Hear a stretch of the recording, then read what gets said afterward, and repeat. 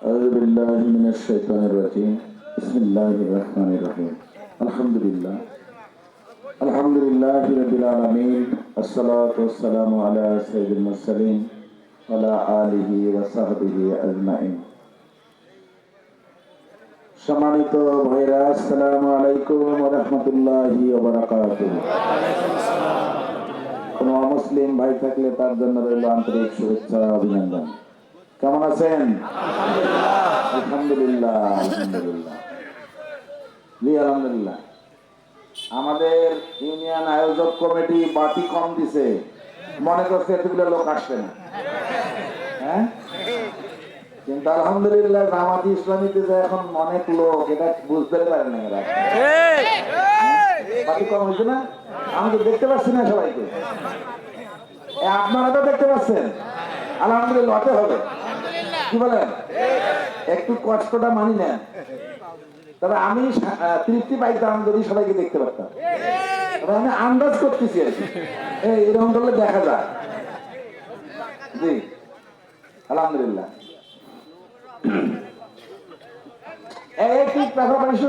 প্রত্যেকটা দিন ডিস্টার্ব করি, একদম কোনো সন্দেহ নেই। যেখানে আমি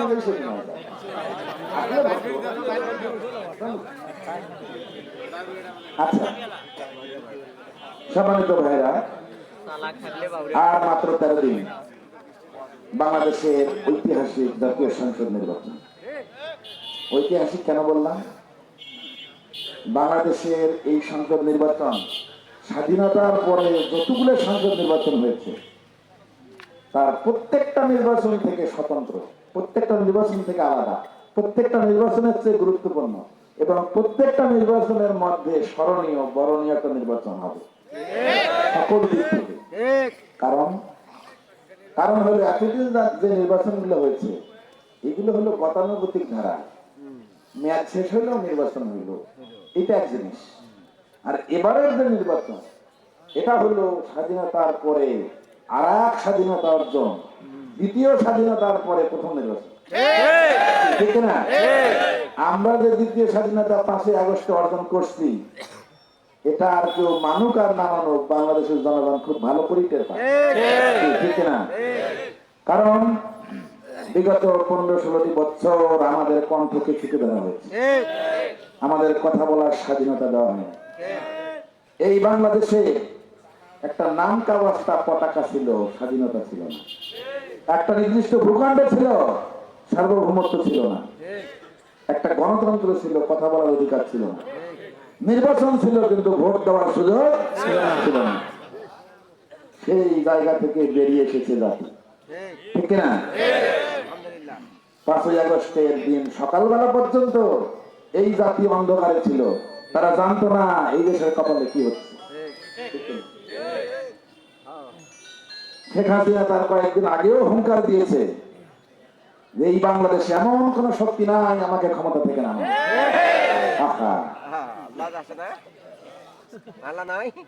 আমি চিন্তা করতাম যে আল্লাহ তাআলা ফিরাউনকে পানিতে ডুবাই বিদায় করে দিয়েছে, নমরুদকে একটা মশা দিয়ে বিদায় করে দিয়েছে, তো হাসিনারে কি দিয়ে ধরে এটা দেখার খুব ইচ্ছা ছিল। মন করে দোয়া করতাম যে আল্লাহ এটা দৃশ্য না দেখে যেন মরণটা না। তো আমি চিন্তা করে দেখলাম যে আসলে এই যুগে তো এই মশা টশা দিয়ে এটা মানায়, এটা বেমানান না। আল্লাহ তাআলা এই জন্য এমন একটা ব্যবস্থা করলেন, ছোট ছোট পিস্তি পোলাপান দিয়ে তারে এখান থেকে বিদায় দিলেন। পৃথিবীর বুকে যত আন্দোলন হয়েছে পৃথিবীর কোন দেশে এরকম কোন ইতিহাস নাই যে 4 বছর 5 বছর 6 বছরের বাচ্চারা 8 বছরের বাচ্চারা আন্দোলন করে, গুলি খায়, মারা যায়। এটা পৃথিবীর কোন ইতিহাস নেই। ওটা দুনিয়াবাসী তাক লাগে দেখছে কি হচ্ছে, হচ্ছে নাকি? আন্দোলন করতেছে, ছেলেরা ঘামতেছে, 3 বছরের বাচ্চা এরকম পানির বোতল ফেলাই দিচ্ছে জানলা দিয়ে তাদের খাওয়ার জন্য। তার মায়ের কাছ থেকে নেয়, দৌড় দিয়ে যায়, আম্মু আরো পানি দাও, আরো পানি দাও, সে পানি ফেলাই দিচ্ছে। কি 4 বছরের বাচ্চা আন্দোলনে যাচ্ছে, লাঠি হাতে নিয়ে দৌড়াচ্ছে পুলিশকে মারার জন্য। তার চোখের চাহনি দেখলে মাথা খারাপ হয়ে যায়, কি হরিণের মতো তার চাহনি। 6 বছরের বাচ্চা একটু করে নিয়ে দাঁড়ায় আছে, সাংবাদিক জিজ্ঞাসা করলো তুমি কেন এসেছো?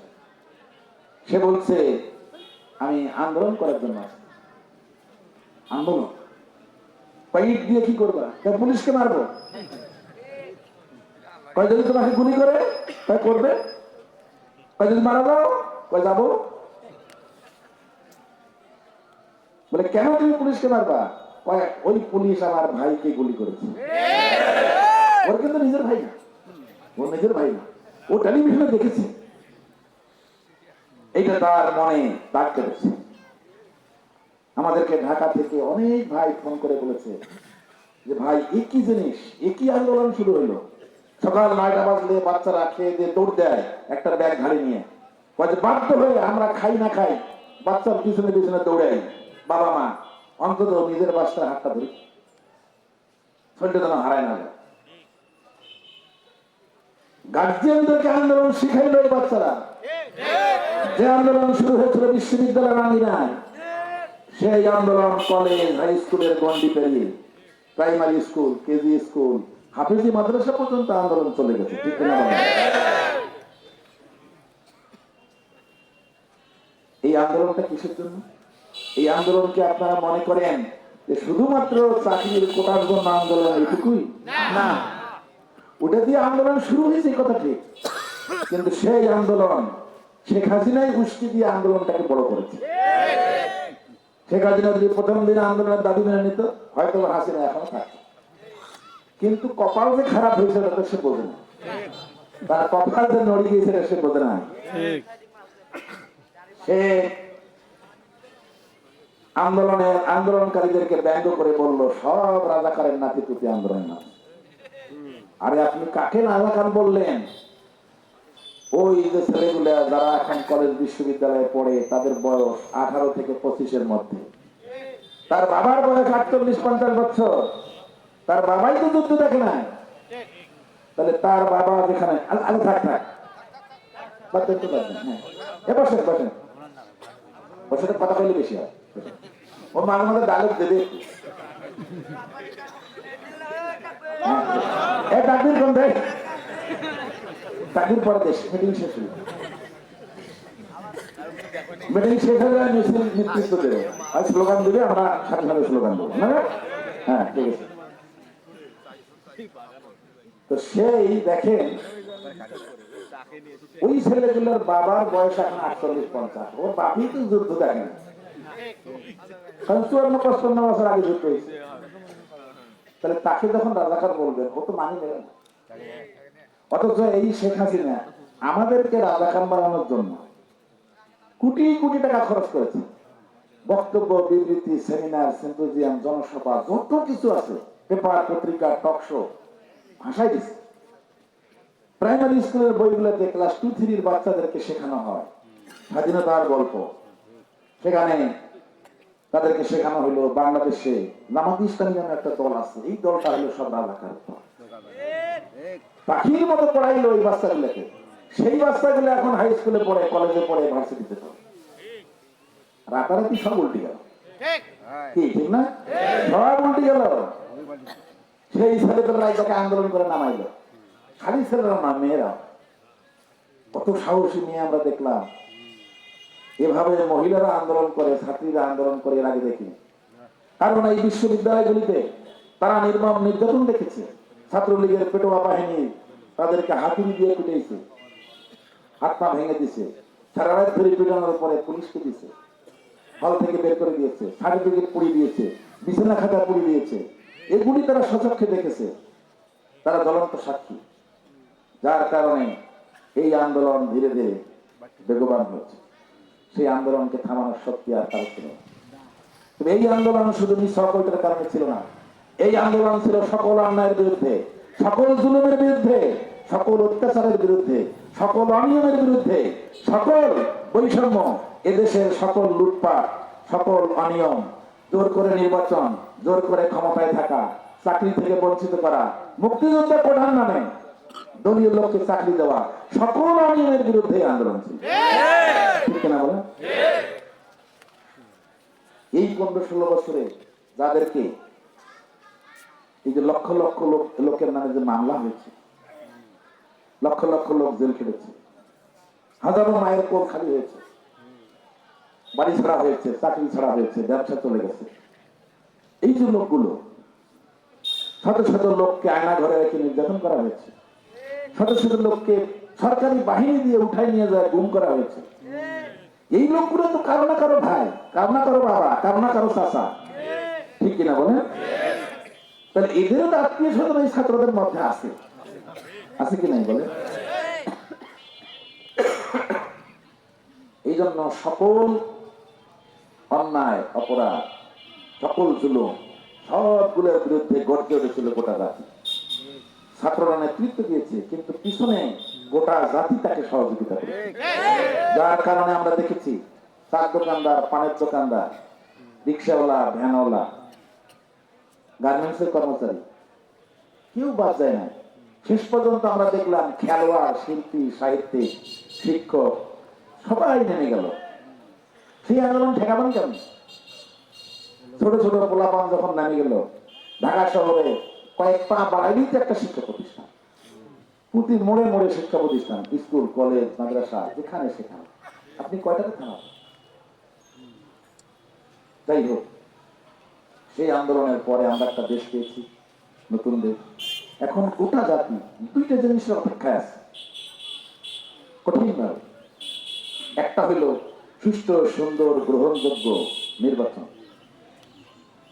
যে নির্বাচনে কেউ কাউকে ভোট দিতে বাধা প্রদান করবে না, ভোট কেন্দ্র দখল হবে না, মরা মানুষের ভোট দেওয়ার জন্য কেউ আসবে না, ভোট সেন্টারে আগের রাতে ভোটের বাক্স ভর্তি হবে না, ভোট শেষে ভোটটা সুন্দর করে গণনা হবে। এইরকম একটা নির্বাচনের অপেক্ষা আছে গোটা জাতি। কারণ 16-17 বছর ধরে এই জাতি ভোট দিতে পারে না। আজকে যাদের বয়স 18 থেকে 35 একটা ভোট দিতে পারলো না, এটা জাতির জন্য লজ্জা, চরম লজ্জার বিষয় একটা। এদের সংখ্যা হলো 3 ভাগের 1 ভাগ। গোটা দেশে ভোট হইল 13 কোটি, তার মধ্যে 4 কোটিরও উপরে তারা এখনো একটা ভোট দেয় না। কি বলবে? কি না? এই মিঠাপুকুরে এখন ভোটের সংখ্যা 4,69,000। তার মধ্যে আমরা হিসাব করে দেখেছি প্রায় 1,55,000-এর মতো ভোটার এখন পর্যন্ত ভোট দেন। অথচ ওই পরিমাণ বা তার চেয়ে একটু বেশি হলে একটা প্রার্থী পাশ করবে, সেই পরিমাণ লোক এখনো ভোট দেন। আজকে দ্বিতীয় যে জিনিসটা অপেক্ষা করতেছে গোটা জাতি, সেটা হলো এই সুষ্ঠু সুন্দর নির্বাচনের মাধ্যমে নতুন যে সরকার আসবে তাদের কাছে জাতির প্রত্যাশা, সেটা হলো জাতি একটা নতুন বাংলাদেশ চায়। কি রকম বাংলাদেশ চায়? যে বাংলাদেশে কোনো দুর্নীতি থাকবে না, লুটপাট থাকবে না, খুন খারাপি থাকবে না, জেল জুলুম থাকবে না, অন্যায় ভাবে কাউকে ফাঁসি দেওয়া হবে না, জেল দেওয়া হবে না, অন্যায় ভাবে কোনো মানুষকে গুম করা হবে না, আয়না ঘর বানিয়ে নির্যাতন করা হবে না, দেশের হাজার হাজার কোটি টাকা বিদেশে পাচার হবে না, জোর করে কেউ ক্ষমতায় থাকতে চাবে না, ক্ষমতা দখল করে রাখবে না, জোর করে ভোট একটা তামাশার নির্বাচন হবে না। এই দেশে এইরকম একটা বাংলাদেশ মানুষ দেখতে চায়। সেই বাংলাদেশ হবে কিনা এইটার পরীক্ষা হবে আগামী 12 তারিখ। ওই দিন ফয়সালা হবে দেশ কোন দিকে যাচ্ছে। আমরা কি আবার ওই আগের অবস্থা দেখবো? আবার ওই খুন খারাপি, লুটপাট, জুলুম, নির্যাতন দেখবো? নাকি নতুন বাংলাদেশ চাই? আমরা নতুন বাংলাদেশ চাই, ঠিক কিনা? সেই নতুন বাংলাদেশের জন্য এই নির্বাচন। আন্দোলন হয়েছে নতুন বাংলাদেশের জন্য, সুতরাং নির্বাচনও হতে হবে নতুন বাংলাদেশের জন্য, ঠিক কিনা? এই জন্য এই নির্বাচনের গুরুত্ব এত বেশি। আমি এতক্ষণ ধরে এটাই বুঝাই, তাতে আমার আধা ঘন্টা মতো গেল, আধা ঘন্টা হয়নি এখনো, কাছাকাছি। তাহলে এই নির্বাচনের গুরুত্ব বুঝুন। সেই নির্বাচনে এই জাতি যদি ভুল করে, এবার এই জাতিকে পস্তাইতে হবে 50-100 বছর। এ জাতির কপালে আরো কঠিন দুর্গতি নেমে আসবে। এই জন্য ওই দিন সিদ্ধান্ত নিতে হবে। এখন আমরা যে বাংলাদেশ চাই আর যে দুর্নীতি অনিয়ম দূর করতে চাই, তার জন্য দুইটা কাজ করতে হবে। কয়টা কাজ? ওই 12 তারিখে 2টা ভোট দিতে হবে। একটা ভোট হলো এমপি ভোট। এমপি ভোটের ব্যালট আছে, সব মার্কা আছে, ভোট দেবেন। সেখানে আমরা কামনা করছি যে মানুষ দাঁড়িপাল্লায় ভোট দেবে। কেন আশা করতেছি? কারণ একটা শুভ লক্ষণ দেখা যাচ্ছে। হাসিনা বিদায়ের পরে এই দেশের মানুষ শহরে, বন্দরে, গ্রামে গঞ্জে, চার দোকানে, রাস্তাঘাটে, বাসে, ট্রেনে, সব জায়গায় মানুষের মুখে একটাই কথা, যেখানে কয়েকজন একখানে হয়, সবাই বলে সব দল দেখা শেষ, সামনে ইসলামের বাংলাদেশ, বাংলাদেশ, জামাত ইসলামের বাংলাদেশ। আমরা কেউ কাউকে শিখাই দেয় নাই, কেউ শিখাই দেয় নাই, কিন্তু সবার অজান্তে নিজের মুখ থেকে বের হয়ে যায়। ঠিক না? আপনি অটোতে চলবেন, 5-6 জন ডাকছেন, রাজনীতির গল্প হচ্ছে, অটো ড্রাইভার চুপচাপ শুনে, শুনতে শুনতে এক পর্যায়ে গিয়ে বলে, আরে ভাই রাখেন, সব দল দেখাছে, সামনে দাঁড়িয়ে ফেলার দাম। আমি ঢাকায় গেলাম এই মাঝখানে 2-3 মাসে কয়েকবার, যে রিক্সাতে উঠি একটু গল্প করি, এ ভাই তোমার বাড়ি কই, কোথায় থাকো, কি করো, তোমার এলাকার খবর কি আর ঢাকা শহরের খবর কি, বলো। ওইখানেও দাঁড়ি করলো, এখানেও দাঁড়ি করলো। আমি আশ্চর্য হই না, কি বলে এক একজনের বাড়ি এক এক জেলা, অথচ এই অবস্থা তৈরি হয়েছে। এটা কেন হয়েছে? একটু আগে ভাই বলতেছেন, আজকে জামাত ইসলামী বাংলাদেশের মানুষের আস্থা অর্জন করতে পেরেছে। শত নির্যাতনের পরেও আজকে বাংলাদেশে যে দলটা এখনো পাহাড়ের মতো মাথা উঁচু করে দাঁড়িয়ে আছে, তার নাম বাংলাদেশ জামাত ইসলামী। যার কারণে মানুষ বুঝতে পেরেছে যে এদেরকে সহজে তাড়ানো যাবে না, এদেরকে উৎখাত করা যাবে না, এদেরকে ভেঙে ফেলা যাবে না। সুতরাং এরাই ভবিষ্যৎ জাতির নেতৃত্ব দেবে, এরাই বাংলাদেশে শক্ত হয়ে দাঁড়িয়ে থাকবে, এরাই বাংলাদেশের মানুষকে রক্ষা করতে পারে। এই আস্থা তৈরি হয়েছে। শুধু তাই না, 5ই আগস্টের পরে হিন্দু, মুসলমান, বৌদ্ধ, খ্রিস্টান সকল ধর্মের মানুষের কাছে জামাত ইসলামী এখন একটা একক নাম, একটা পরিচিত নাম।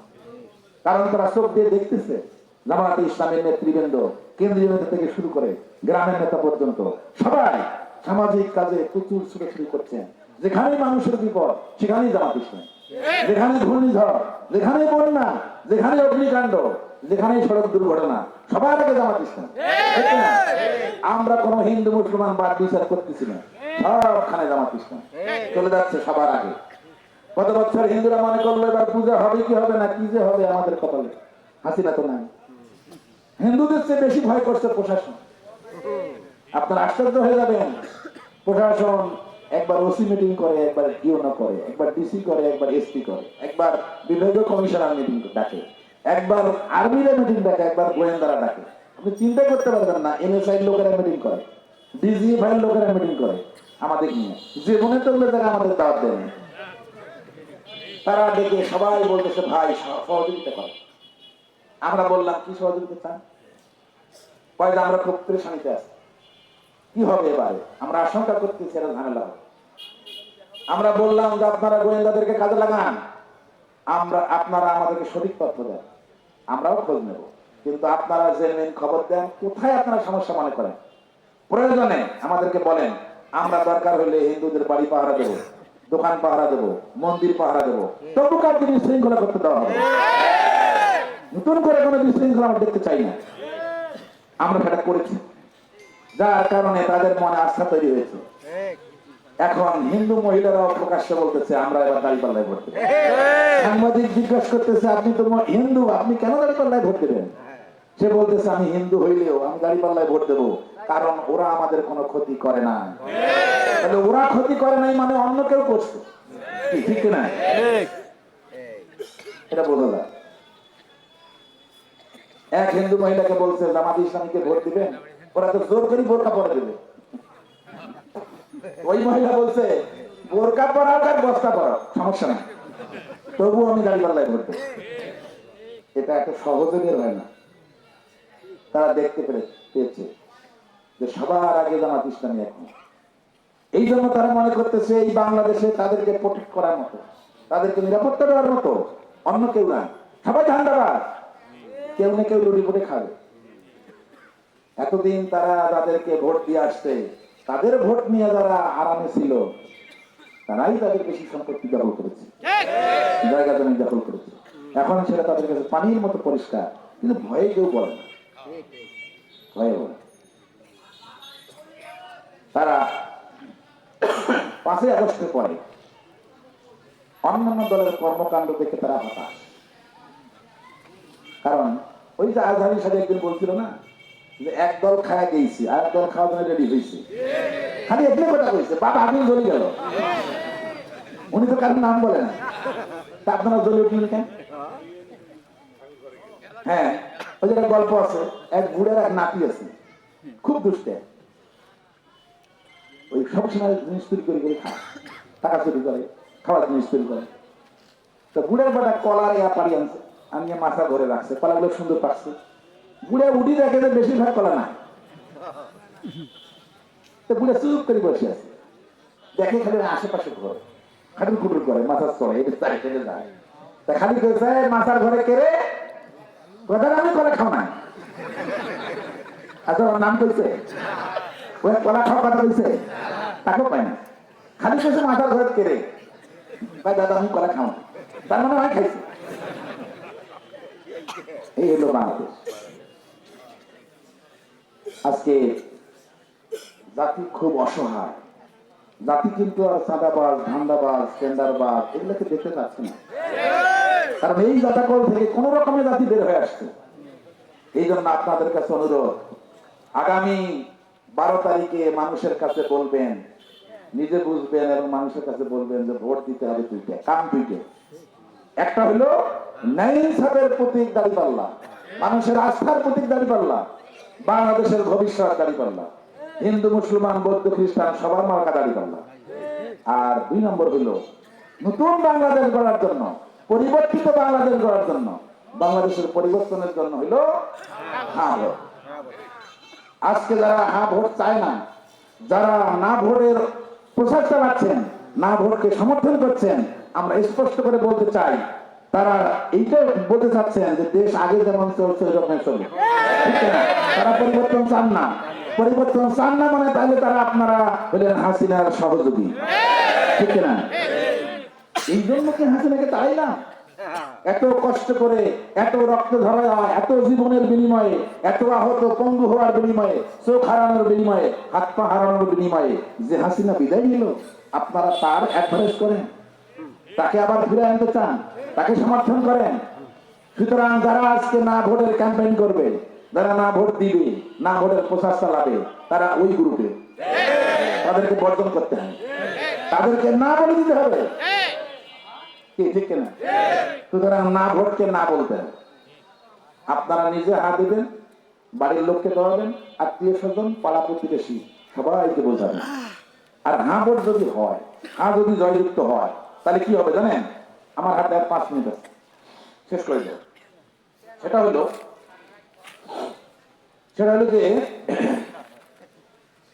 বাংলাদেশে হাসিনা বিদায়ের পর কিছু বড় বড় বিষয়ে আইনগত দিক খতিয়ে দেখা হচ্ছে। সকল রাজনৈতিক দলের নেতাদের সাথে বর্তমান সরকারের এবং তার উপদেষ্টাদের দফায় দফায় মিটিং বহুবার, তাতে কিছু আইন সংশোধন করার চিন্তা করা হয়েছে, কিছু নিয়ম পরিবর্তনের সিদ্ধান্ত হয়েছে। এইটা যদি বাস্তবায়িত হয়, হ্যাঁ ভোট যদি যেতে, তাহলে 6 মাসের মধ্যে এগুলো আইনে পরিণত হবে, চালু হবে গোটা দেশে। তখন নতুন করে আর স্বৈরাচার জন্ম হবে। কেমন করে জানেন? আমি 2-3টা বলি। এই দেশে আইন আছে, একজন প্রধানমন্ত্রী যদি হয় আজীবন থাকতে চাইলে থাকতে পারবে। এই জায়গায় সংশোধনের প্রস্তাব দেওয়া হয়েছে যে না, পরপর 2 বার, 5-10 বছর, এর বেশি না। যেমন আমেরিকায় 2 বার প্রেসিডেন্ট হলে আর হবে না। কারণ হয় কি, একটা লোক যখন আজীবন থাকে, বারবার থাকে, তখন তার কলিজাটা বড় হয়ে যায়, তখন সে অপরাধ বেশি করে, যেটা হাসিনা করছে। 3 বছর থাকার পরে মনে করছে আমার নামায় কেনা, সুতরাং আমি তো আছি। ওই যে গ্রাম্য ভাষায় কয় যে সিনে ডাঙ্গর হয়, বুঝলেন? হ্যাঁ, বুঝলে তো ভাই। এরপরে একই লোক দেশেরও প্রধানমন্ত্রী, দলেরও প্রধান, 2 জায়গায় যখন প্রধান হয় তখন পাওয়ারটা না বেশি হয়। যার কারণে হুঙ্কার দেয়, কয় এইসব আন্দোলন আমার ছাত্রলীগ কালকে থেকে নামলে সব ঠিক আছে, তাই 5 মিনিট দাঁড়াতে পারবে না। ওই জন্য ছেলেরা এক রাইতে ড্রাইভার করতেছে, যা এক রে সবটা হাতে দিচ্ছে, দেখি পারে না পারে। তাহলে কি হয়, দুই জায়গায় প্রধান হলে সে দল নিয়ন্ত্রণ করে, সরকার নিয়ন্ত্রণ করে, দুইটা শক্তি সে ব্যবহার করে। তাইলে হয় প্রধানমন্ত্রী হও, দল বাদ দাও, অথবা দলের প্রধান থাকো, প্রধানমন্ত্রী হওয়া চলবে। এরপরে হলো বাংলাদেশে দেখবেন কাগজে কলমে আছে যে বিচারপতি নিয়োগ, প্রধান বিচারপতি নিয়োগ, প্রধান নির্বাচন কমিশনার নিয়োগ, অন্যান্য কমিশনার নিয়োগ, তারপরে দুর্নীতি দমন কমিশনের চেয়ারম্যান নিয়োগ, এটা বড় বড় জায়গায় সাংবিধানিক পদে আইনে বলা আছে প্রেসিডেন্ট নিয়োগ দেবে, কিন্তু হারাম প্রেসিডেন্ট নিয়োগ দেয়। নিয়োগ দেয় কায়? প্রধানমন্ত্রী এগুলা চয়েস করি, খুঁজি খুঁজি বাইকটার করিয়া ফাইলটা রেডি টেডি করিয়া ওনার সামনে দিয়ে ঠিক চিহ্ন দিয়ে দেয়, এই কটাক দেন, অমুক অমুক নাম দিয়ে দিলাম, এগুলা দেন। প্রেসিডেন্ট খাই টুক করে সই করে দেয়, কিচ্ছু দেখেন। মানে আমাদের দেশে প্রেসিডেন্টের কোনো পাওয়ার না, প্রধানমন্ত্রী যা করে খায় সে পাশে পাশে দলীয় লোককে দেয়। তারপরে আমাদের দেশে বিচার বিভাগ স্বাধীন নয়, স্বাধীনভাবে বিচার করতে পারে না, সরকারের আন্ডারে। প্রধানমন্ত্রীর অফিস থেকে বলে দেয় অমুক ফাঁসি দাও, অমুক যাবজ্জীবন দাও, অমুক খালাস দাও, সেটা করে। প্রেসিডেন্টের যে দুটো ক্ষমতা, মাঝে মাঝে কবর জিয়ারত করে, বঙ্গবন্ধু মাজারে যায়, সাভারে স্মৃতি কেন্দ্র যায়, আর মাঝে মাঝে মিলাদ করে, আর কিছু নাই। আচ্ছা, এরপরে নির্বাচন কমিশন স্বাধীন নয়, যার কারণে সরকার নিয়ন্ত্রণ করে, ওইভাবে ভোট করে। দুর্নীতি দমন কমিশন স্বাধীন নয়, যার কারণে যারা ক্ষমতায় আছে এমপি মন্ত্রী তাদের দুর্নীতি তারা ধরতে পারে না। কিন্তু অনেক দেশে আছে মন্ত্রী তার মন্ত্রিত্ব চালিয়ে যাচ্ছে, মন্ত্রী থাকা অবস্থায় তার দুর্নীতির ফাইল রেডি হয়, দুর্নীতি দমন কমিশন জমা দেয়, বিচারে ওঠে, সেখানে দেখা যাচ্ছে যে কোর্ট তাকে পানিশমেন্ট দিচ্ছে। একজন জেলার জজ মন্ত্রীর বিচার করিয়ে শাস্তি দেওয়া সারা জেলে হয়ে গেল। এরকম হইলে ওই দুর্নীতি করে মেয়েরা বিদেশে 623টা বাড়ি বানায় 6 মাসে, এত সহজ না। আলাদা করে দিয়ে দেখেন তামসাটা কি হয়। এই জন্য প্রস্তাব হয়েছে যে এই সমস্ত পদে প্রধানমন্ত্রী নিয়োগ দিতে পারবে না, বিরোধী দলের সাথে আলাপ করে সবাই মিলে, সব দল মিলে নিরপেক্ষ লোক বাঁচিয়ে বসে এবং এগুলোকে স্বাধীন করে দিতে হবে সরকার থেকে আলাদা। এমনি দেখবেন সরকারের 70-75 পাল্টানো হয়ে গেছে দেশ, কিছু করা লাগবে না। তারপরে প্রেসিডেন্টের একটা অদ্ভুত ক্ষমতা, কি সেটা? এদিকে কোনো ক্ষমতা নেই, ঠিক একটা অদ্ভুত ক্ষমতা আছে, সেটা হইলো কোন মার্ডার কেসের আসামি যদি তার কাছে প্রাণ ভিক্ষা চায়, উনি ইচ্ছে করলে মাফ করে দিতে পারে। এই যে ইচ্ছে করলে পারে, এই ফাঁক দিয়ে ঠিক বাইরে হয়ে যায়। কয়েক বছর আগে দেখা গেল নাটোরের একটা মার্ডারের ঘটনা, 22 জন লোক, তারা 18 বছর ধরে ছিল, 18 বছরের মামলাটা চলছে, চলার পরে তাদের চূড়ান্ত রায় হয়েছে ফাঁসির অর্ডার। প্রেসিডেন্টের কাছে আবেদন করেছে, প্রেসিডেন্ট জিল্লুর রহমান ছিল ক্ষমতায়, জিল্লুর রহমান কি সুন্দর মাফ করে দিয়েছে সবগুলো আওয়ামী লীগের লোক। ওরা বাইর হয়ে আসিয়া 7 দিনের মাথায় নাটোরের বড়াই গ্রাম উপজেলা চেয়ারম্যানকে প্রকাশ্যে দিন দুপুরে পিটাইয়া রাস্তার উপরে ফেলায় মারি ফেলেছে। কারণ ওদের কলিজায় সাহস হয়েছে যে আমরা 18 বছর পরে ছাড়া পাচ্ছি, প্রেসিডেন্ট আমাকে মাফ করে দিতে, আমার প্রেসিডেন্ট বারে বারে মাফ করবে, সমস্যা কি? সুতরাং মারা করতে থাকে, তাহলে কি অপরাধ বাড়বে না কমবে? এই জন্য প্রস্তাব করা হয়েছে যে এই আইন বাতিল করতে হবে। বাপ মূল্য আমার, আপনার ভাই মূল্য আপনার, আপনি মামলা করলেন, আপনি 10-15 বছর মামলা চালালেন, টাকা পয়সা খরচ করলেন, বেদনা হইল আপনার, গোটা পরিবার কাঁদলেন, আর মাফ করে দেয় প্রেসিডেন্ট, এটা হইল? এটা ইসলামেও যায় না। ওই লোক মাফ না করলে তো আল্লাহ মাফ করবে না। সুতরাং আপনি ওয়ারিশ হিসেবে মাফ করতে পারেন, সেটা ইসলামে যায়। আপনি টাকা নিয়েও আপোষ করে মাফ করে দিতে পারেন, সেটাও যায়। কিন্তু প্রেসিডেন্ট আসলে মাফ করে মাকে, প্রেসিডেন্টকে লোক মশলা আপনার কষ্ট পাইলেন আপনি, আর মাফ করে দেয় না, কি হয়ে যায়? এই ধরনের বহু বিষয় আছে যেগুলো সংশোধন হলে পরে দেশ দেখবেন এমনি কন্ট্রোল। একটা খালি উদাহরণ দিয়ে বক্তব্য শেষ করি। এই যে ঢাকা বিশ্ববিদ্যালয়ের শিবির দিচ্ছে না, কয়েকটা বিশ্ববিদ্যালয় জিতলো না, যে ঢাকা বিশ্ববিদ্যালয়ে নামাজ পড়া যায় না, শিবিরের নাম নেওয়া যায় না, নারায় তকবীর বলা যায় না, এখন সব টানা হয়েছে না। আচ্ছা, ওরা খালি দায়িত্ব নিয়ে ছাত্রদের হলে গিয়ে বলছে ডাইনিং দেখে যে দুনিয়ার পচা বাসি আবল তাবল জিনিস ছিল, তারপরে 1 কেজি ডাল দিয়ে 700 লেখছে ডাইল হলো ওটা। ওরা খালি বলছে যে আপনারা যারা দায়িত্ব পালন করতেছেন যদি না পোষায় আপনাদের কালকে থেকে আর আসেন না, বাদ দেন আমরা অন্য কাউকে দায়িত্ব দেবো, খালি এইটুকু বলছে। পরের দিন সবটা না। তারপরে একদিন ঘোষণা দিচ্ছে যে আগামীকাল থেকে বিশ্ববিদ্যালয়ে আমরা কোনো গাঁজাখোর, ফেন্সিডিলখোর, কোন নেশাখোর যেন না দেখি। খালি এটুকু না কথা হয়েছে, কোনো পুলিশ নাই, কাউকে পিটাই নাই, কাউকে বাইর করে দেয় নাই, টন্ড নেশা নাই। তাহলে দেখেন একটা শক্ত গভর্নমেন্ট যদি আসে, একটা সরকার যদি শক্ত হয়, খালি মুখের কথাতে শতকরা 12 আনা দেখতে ভালো হয়ে যাবে, কি 16 আনার মধ্যে 12 আনা এমনি ভালো হয়ে যায়, আর বাকি কটা ফুটে যায়। দেখবেন সত্যি। আসুন সেই নতুন বাংলাদেশ, শান্তির বাংলাদেশ, নিরাপদ বাংলাদেশ, উন্নত বাংলাদেশ, বসবাসযোগ্য বাংলাদেশ, ইনসাফের বাংলাদেশ, ন্যায় নীতির বাংলাদেশ, এইটা করার জন্য আগামী নির্বাচনে জামাত ইসলামীর দাঁড়িপাল্লা আর হলো হ্যাঁ ভোট, এইটা দিয়ে যেন আমরা বিদায় নিতে পারি, আমরা যেন আগামীতে নতুন বাংলাদেশ দেখে যেতে পারি। আল্লাহ যেন সকলকে সেই তৌফিক দান করেন। আমিন ওয়া আখিরু দাওয়ানা আলহামদুলিল্লাহি রাব্বিল আলামিন।